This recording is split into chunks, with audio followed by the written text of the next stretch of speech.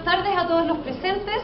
Como vicelíder de oposición quisiera hacerme cargo de algunas cosas que han sido dichas por la bancada a favor en los discursos que me han precedido y posteriormente voy a retomar los argumentos que nosotros que Daniel ya empezó a desarrollar y anunció como bancada y que yo terminaré de desarrollar como vicelíder a favor, o sea en contra, disculpen. Ya, en primer lugar quisiera referirme al discurso que recién pasó de Ignacio, donde Ignacio nos hizo creer que planteó este escenario catastrófico, donde a lo largo de muchos años no ha habido avances, no se han logrado los objetivos que se han fijado los países por culpa de las acciones de estos privados explotadores y depredadores. Por un lado quiero hacer notar que lo que él habló de la Convención de Tokio, por ejemplo, refiere a emisiones de dióxido de carbono, cuyo fin, y el fin de esa convención es disminuir las emisiones para frenar el calentamiento global. Ahora bien, no queda muy claro qué tiene que ver eso con explotación de otros recursos naturales como agua, como incluso, por ejemplo, peces en el mar, como minería. ¿Qué tiene que ver todo eso con las emisiones? Las emisiones son solamente un tema dentro del ámbito de los recursos naturales y de hecho podría decirse que no tienen que ver directamente con la explotación de los recursos naturales, sino que con el uso que se hace de estos recursos para industria, para otros fines. Así que Ignacio gastó mucho tiempo hablando de algo que en realidad no tiene mucho que ver con lo que estamos debatiendo con la tesis que se nos planteó. Por otro lado, él nos habla de esta crisis como inminente en el mundo, que si no hacemos algo al respecto, entonces vamos a colapsar como especie humana y ya no va a ser sustentable la vida en el planeta. A ese extremo llegó Ignacio casi en su discurso. Entonces ahí me surgen dos dudas. Por un lado, si es que la medida que ellos plantean no es retroactiva dado el principio de legalidad, y si es que la crisis está dada por la propiedad que ya está en manos, los recursos naturales que ya están en manos de privados, entonces ¿de qué manera la propuesta que ellos hacen soluciona efectivamente el problema que ellos mismos plantean? Si es que la crisis ya está dada, entonces su solución al no ser retroactiva simplemente es insolvente. Pero pongo la tira. Ya, por favor. Esta crisis está dada en el largo plazo. Nosotros estamos pensando en la sustentabilidad a largo plazo. Si nosotros no le ponemos el para de hoy, las decisiones de los recursos que aún no han sido privatizados van a hacer que no se acaben en el futuro. Perfecto, pero si la crisis es tan inminente, entonces aparentemente hay una contradicción entre lo que tú planteas y la crisis inminente que nos dibuja Ignacio al hablar de esta explotación excesiva en este momento.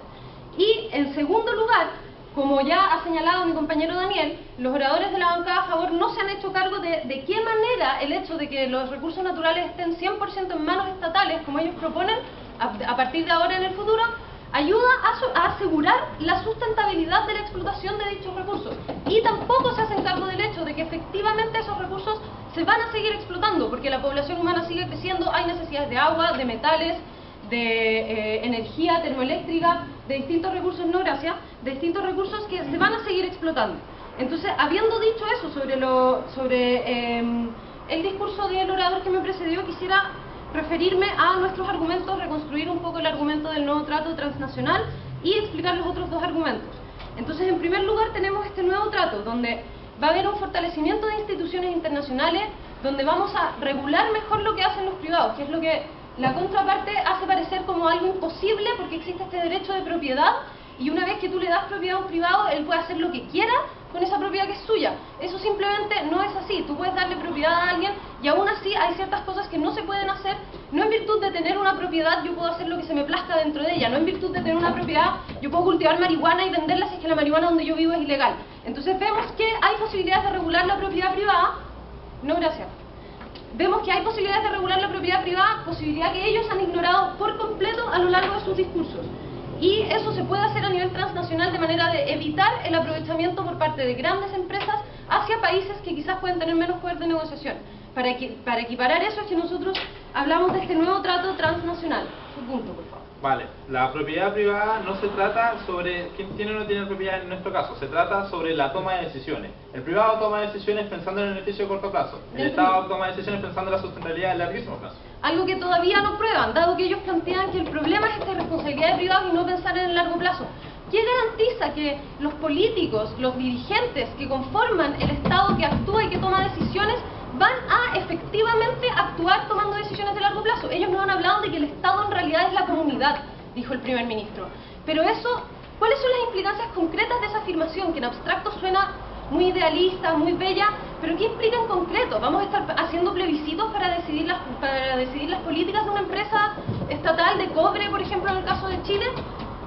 Es complejo y es una abstracción que ellos no se han hecho cargo de aterrizar, que no han abordado con suficiente realismo, en el sentido de que asumen que el Estado es este ente benefactor que no puede equivocarse. Lo cual me lleva a este segundo argumento que nosotros queremos plantearles, de que acá están en juego visiones políticas.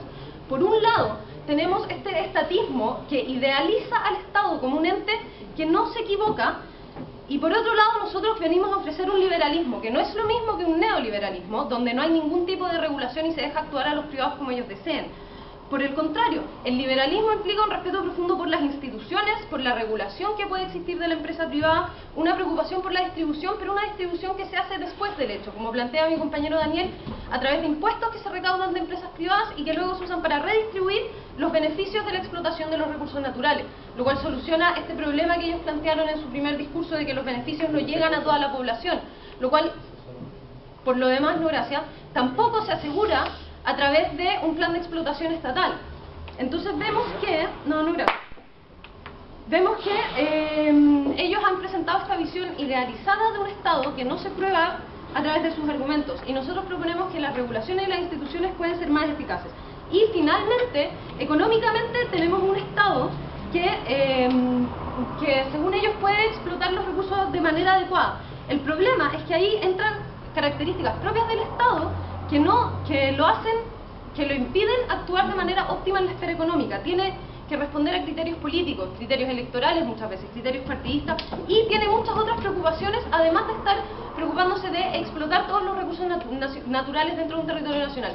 Por lo mismo, creemos que el Estado es un actor limitado en el ámbito de la economía, que no puede hacerse cargo de la forma que ellos plantean, de esta forma óptima e idealizada. Entonces, viendo la visión idealizada que ellos tienen del Estado, viendo que no se han hecho cargo de una visión supranacional del problema, de hecho lo han enfocado como un problema exclusivamente de un país, y viendo que presentan una visión sumamente estatista del tema, es que creemos que simplemente no es posible aceptar que se prohíba la privatización de los recursos naturales. Muchas gracias. Gracias. Inauguramos las cámaras bajas con el extensionista.